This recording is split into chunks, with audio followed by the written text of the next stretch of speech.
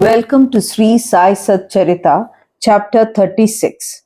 This chapter relates the wonderful stories of two gentlemen from Goa and Mrs. Aurangabadkar of Sholapur. Two gentlemen. Once two gentlemen came from Goa for taking darshan of Sai Baba and prostrated themselves before him.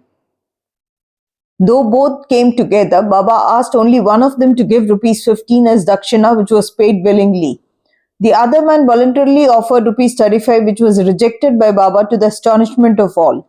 Shama, who was present, asked Baba, "What is this? Both came together. Once dakshina you accept, the others, though voluntarily paid, you refuse. Why this discrimination?" Baba replied, "Shama, you know nothing. I take nothing from anybody. The Masjid Mai, the presiding deity of the masjid, calls for the debt. The donor pays it and becomes free. Have I any home, property, or family to look after? I require nothing. I am ever free. Debt, enmity, and murder have to be atoned for, as there is no escape from them." Baba then continued in his characteristic way as follows. At first, he was poor and took a vow to his God that he would pay his first month's salary if he got a job. He got one for rupees 15 per month. Then he steadily got promotions. From rupees 15, he got rupees 30, 60, 100, 200, and ultimately rupees 700 per month. But in his prosperity, he forgot completely the vow he took. The force of his karma has driven him here, and I asked that amount rupees 15 from him as dakshina. Another story. While wandering by the seaside, I came to a huge mansion and sat in its veranda. The Brahmin owner gave me a good reception and fed me sumptuously. He showed me a neat and clean place near a cupboard for sleeping. I slept there. While I was sound asleep, the man removed a laterite slab and broke the wall, crept in and scissored off all the money from my pocket. When I woke up, I found that rupees 30,000 were stolen. I was greatly distressed and sat weeping and moaning. The money was in currency notes, and I thought that the Brahmin had stolen it. I lost all interest in food and drink and sat for a fortnight in the veranda, bemoaning my loss. After the fortnight was over, a passing fakir saw me crying and made enquiries regarding the cause of my sorrow. I told him everything. He said, "If you act according to my bidding, you'll recover your money. Go to Fakir, I shall give his whereabouts. Surrender yourself to him, he'll get your money back.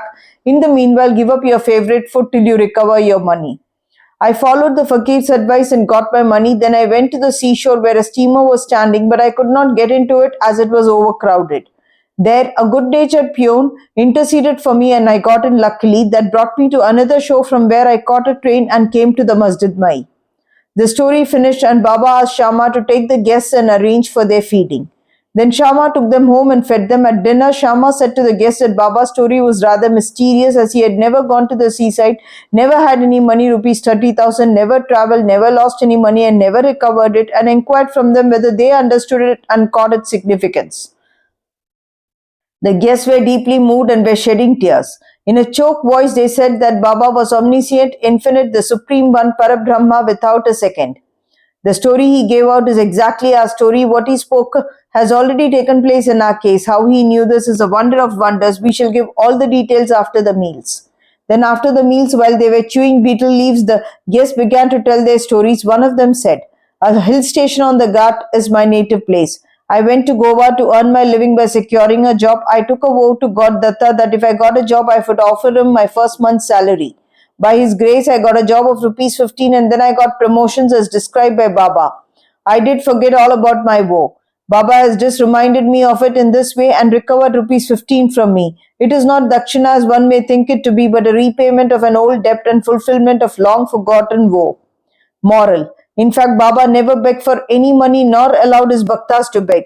He regarded money as a danger or bar to spiritual progress and did not allow his bhakta to fall into its clutches. Bhagat Malsapati is an instance on this point. He was very poor and could hardly make both ends meet. Baba never allowed him to make any money nor gave him anything from the Dakshina collection. Once a kind and liberal merchant named Hansraj gave a large amount of money to Malsapati in Baba's presence, but Baba did not permit him to accept it. Then the second guest began his tale. "My Brahmin cook was serving me faithfully for 35 years. Unfortunately, he fell into bad ways. His mind changed and he robbed me of my treasure. By removing a laterite slab from my wall where my cupboard is fixed, he came in while we were all deep asleep and carried away all my accumulated wealth, rupees 30,000 in currency notes. I know not how Baba mentioned the exact amount. I sat crying day and night. My inquiries came to nothing. I spent a fortnight in great anxiety. As I sat on the veranda, sad and dejected, a passing fakir saw my condition and inquired of its cause, and I told him all about it. He told me that an Avalia saint by name Sai lives in Shirdi, Kopargaon Taluka.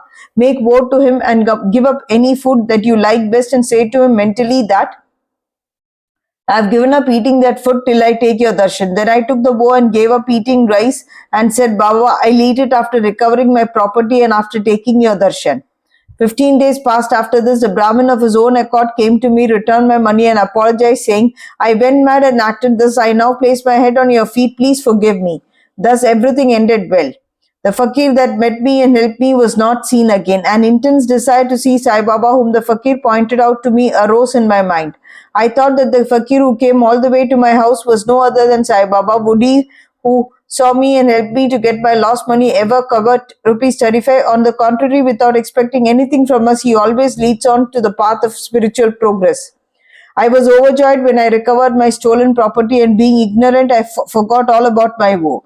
Then, when I was at Kolaba one night, I saw Sai Baba in my dream. This reminded me of my proposed or promised visit to Shirdi. I went to Goa and from there wanted to start for Shirdi by taking a steamer to Mumbai en route.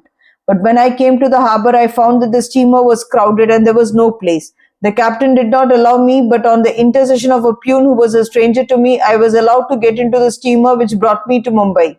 From there, I came by train. Surely, I think that Baba is all pervading and all knowing. What are we and where is our home? How fortunate we are that Baba got our money back and drew us here to himself. Shirdi folks must be infinitely superior and more fortunate than we, for Baba has played, laughed, talked, and lived with you for so many years.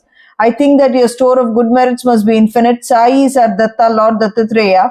He gave me a seat in the steamer and brought me here and thus gave proof of his omniscience and omnipotence. Mrs. Aurangabadkar. A lady from Sholapur, the wife of Sakaram Aurangabadkar, had no issue during the long period of 27 years. She had made a number of vows to gods and goddesses for an issue but was not successful. She then became almost hopeless. To make a last attempt in this matter, she came to No Baba. She came to Shirdi with her stepson Vishwanath and stayed there for 2 months serving Baba. Whenever she went to the masjid, she found Baba surrounded by devotees. She wanted to see Baba alone, fall at his feet and open her heart and pray for an issue, but she did not get any suitable opportunity. Ultimately, she requested Shama to intercede with Baba for her when he was alone. Shama said to her that Baba's darbar was open, still he would try for her and that the Lord might bless her. He asked her to sit ready with a coconut and joss sticks in the open courtyard at the time of Baba's meals, and that when he beckoned to her, she should come up. One day after dinner, when Shama was wiping Baba's wet hands with a towel, the latter pinched Shama's cheek. Shama, feigning anger, said, Deva, is it proper for you to pinch me like this? We don't want such a mischievous God who pinches us thus. Are we your dependents? Is this the fruit of our intimacy? Baba replied. O Shama, during the 72 generations that you were with me, I never pinched you till now, and now you resent my touching you? Shama replied, I want a God who will always love us and give us new dishes to eat. We do not want any reward from you or heaven, etc. Let our faith unto your feet be ever awake. Baba, yes, I have indeed come for that. I have been feeding and nursing you and have got love and affection for you. Then Baba went up and took a seat. Shama beckoned to the lady. She came up, bowed down and presented the coconut and joss sticks. Baba shook the coconut which was dry. The kernel within rolled and made a noise. Baba said, Shama, this is rolling. See what it says, Shama. That woman prays that a child should similarly roll in her womb. So please give her the coconut with your blessing. Baba, will the coconut give her any issue? How people are foolish to fancy such things. Shama, I know the power of your words and blessings. Your word will give her a series of children. You're wrangling and not giving real blessing. The parley went on for a while. Baba repeatedly ordered to break the coconut and Shama pleaded for the gift of the entire fruit to the lady. Finally, Baba yielded and said she will have an issue. When? Asked Shama. In 12 months was the reply.